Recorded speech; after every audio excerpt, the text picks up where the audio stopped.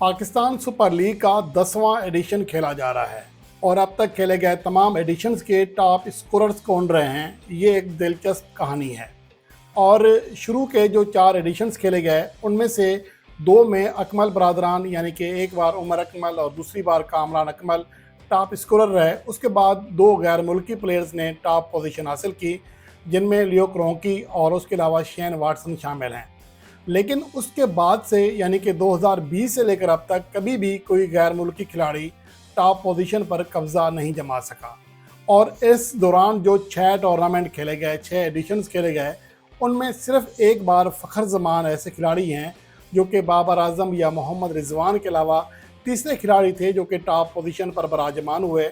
वरना दीगर तमाम एडिशंस में या तो बाबर आजम टॉप पोजीशन पर रहे या फिर मोहम्मद रिजवान। पहले इसकी बात कर लेते हैं, फिर बात करेंगे कि PSL 2025 में अब तक सूरत हाल कैसी है और उसमें सैम अयूब, मोहम्मद हारिस, मोहम्मद रिजवान और बाबर आजम की इनिंग्स और उनकी मजमूई कारकर्दगी अब तक कैसी है, जिनके बारे में बहुत ज़्यादा बात की जाती रही है कि ये प्लेयर्स यहाँ होने चाहिए, इनको ओपनर होना चाहिए, इनको नहीं होना चाहिए, इनको T20 टीम में नहीं होना चाहिए, इनको होना चाहिए। ये बड़ी बहस होती रही है। पहले हम बात करते हैं पाकिस्तान सुपर लीग के हर एडिशन के टॉप स्कोरर के। पहला एडिशन 2016 में खेला गया। उमर अकमल लाहौर कलंदर की जानिब से खेल रहे थे, टॉप स्कोरर रहे, 335 रन किए। 2017 में उनके भाई कामरान अकमल ने टॉप स्कोरर होने का एजाज़ पाया, 353 रन किए। फिर 2018 में लियो क्रोंकी ने 435 रन किए, यूनाइटेड के लिए खेल रहे थे। उसके बाद 2019 में कोयटा ग्लेडिएटर्स के लिए खेलने वाले शेन वाटसन ने 430 रन किए। और उसके बाद अगले तमाम एडिशंस में पाकिस्तान के प्लेयर्स का कब्जा रहा। 2020 में बाबर आजम ने, जो कराची किंग्स से खेल रहे थे, 473 रन करके टॉप स्कोरर होने का एजाज़ पाया। 2021 में भी बाबर आजम टॉप स्कोरर थे, कराची किंग्स ही के लिए खेले थे, 554 रन किए और एक PSL में 550 रन की हद पार करने वाले पहले खिलाड़ी भी बने। 2022 में फ़खर जमान जो कि लाहौर कलंदर के लिए खेले, 588 रन बनाया, जो कि अब तक एक PSL सीज़न में ज़्यादा रन का रिकॉर्ड भी है।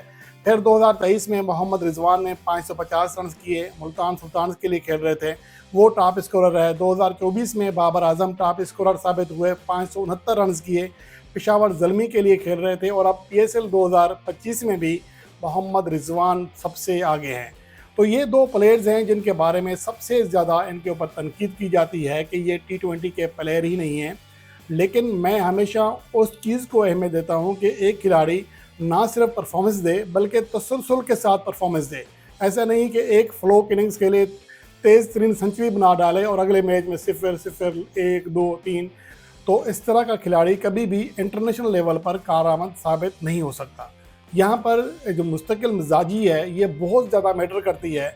लेकिन बदकिस्मती ये है कि हमारे यहाँ तजियाकारों का बावा आदम ही निराला है। जब तनकीद करनी है तो तनकीद ही करनी है। अगर बाबर आजम के ऊपर तनकीद करनी है, रन्स करेगा तो बताएंगे कि जीती इसकी टीम क्यों नहीं जीती, और अगर रन्स नहीं करेगा तब भी तनकीद करेंगे। अगर रन्स करेगा टीम भी जीतेगी, फिर हम उसके स्ट्राइक रेट की बात करेंगे, फिर ये करेंगे कि वो विकेट उसने क्यों गंवाई उस मौका पर। लेकिन अगर उसी पेशावर ज़ल्मी से अगर वो 2 फिफ्टियाँ बनाए, दोनों में पेशावर ज़ल्मी जीत जाए, तो उसकी कोई बात नहीं करता। हालांकि इसी PSL में मोहम्मद हारिस ने 87 रन की एक शानदार इनिंग्स खेली थी। वो मैच पेशावर ज़ल्मी नहीं जीत सकी थी, लेकिन किसी ने ये नहीं कहा कि मोहम्मद हारिस ने मैच क्यों नहीं जितवाया।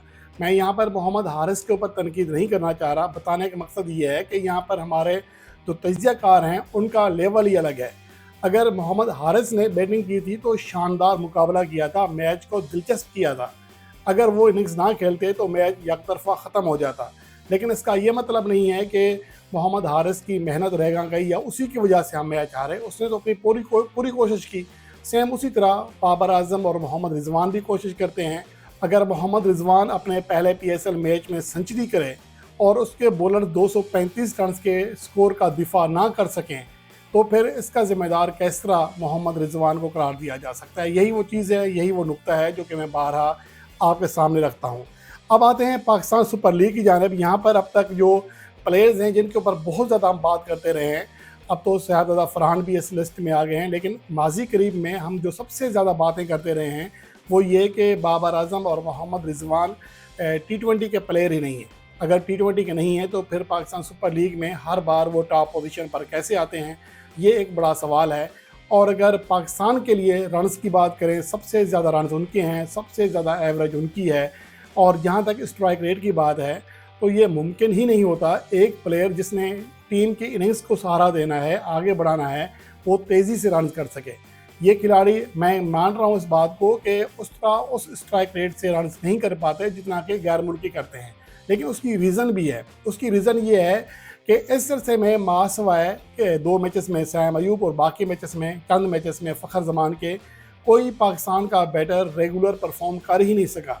जब आपकी बैटिंग लाइन में बाकी खिलाड़ियों के ऊपर से एतमाद उठ जाए, भरोसा उठ जाए, तो फिर आप बुज़दिल हो ही जाते हैं। फिर अपनी विकेट की हिफाजत आपको करना ही पड़ती है अगर आप टीम के साथ मुखलिस हैं तो।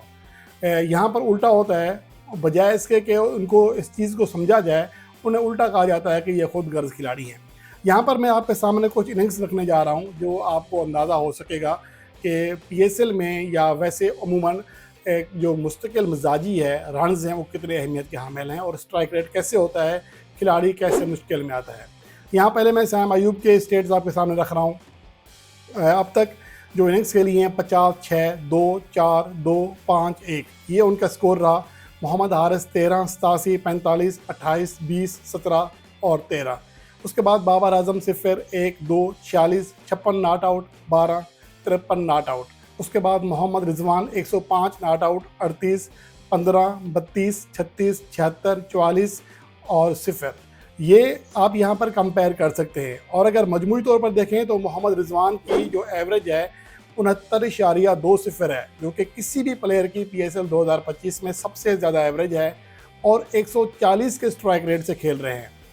आप अंदाज़ा करें, 140 का स्ट्राइक रेट है, 70 के करीब एवरेज है, लेकिन फिर भी कहा जा रहा है खुदा के लिए मोहम्मद रिजवान को टीम में ना लाना। क्यों भाई? इसकी क्या वजह है? यहाँ पर जो खिलाड़ी, किसी के ये बाप की टीम नहीं है, अगर कोई खिलाड़ी परफॉर्मेंस देता है तो फिर वो क्यों टीम में ना आए?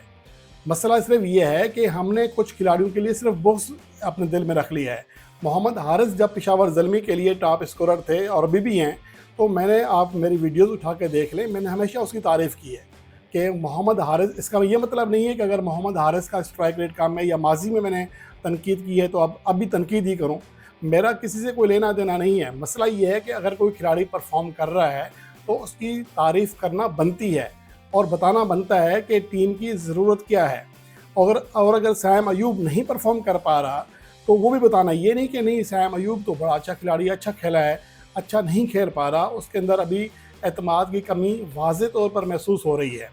तो ये वो चीज़ें हैं जिनकी रियलिटी हमें जानना बहुत ज़रूरी होता है। वरना बहुत सारी चीज़ें ऐसी होती हैं जो तजियाकार हैं, ये सिर्फ एक दूसरे की देखा देखी कि इसको व्यूवरशिप मिल रही है, हम इसके ऊपर तनकीद कर रहे हैं, तो बस तनकीद किए जा रहे हैं। लेकिन मसला ये है कि जो आम फैंस हैं उनके सामने तो शायद ये तमाम हक़ाइक़, ये तमाम स्टेट्स सामने ना हों, लेकिन जो तजियाकार हैं मेरे ख्याल उनको पास भी नहीं होते, वो भी देखा देखी ही बात करते हैं। लेकिन यहाँ पर अब तक की जो सूरत हाल है, अब तक जो पाकिस्तान सुपर लीग की सूरत हाल है, तो उसके मुताबिक सैम अयूब एक बार फिर T20 में किसी हद तक मुश्किल में आ चुके हैं। इससे पहले वो पाकिस्तान सुपर लीग में कम अज़ कम मुश्किल सूरत हाल से दो चार नहीं हुए, लगातार 2 सीज़न शानदार गुजारे थे। हाँ, वो पाकिस्तान टीम में फ़ेल हो रहे थे, लेकिन अब PSL में भी फ़ेल हो रहे हैं, जो कि बहुत बड़ा सवाल या निशान है। क्योंकि बांग्लादेश के ख़िलाफ़ सीरीज़ से पहले अगर वो अच्छी इनिंग्स खेल कर एतमाद बहाल नहीं करते तो ये सैम अयूब के लिए भी और पाकिस्तान क्रिकेट टीम के लिए बहुत बड़ा धचका होगा।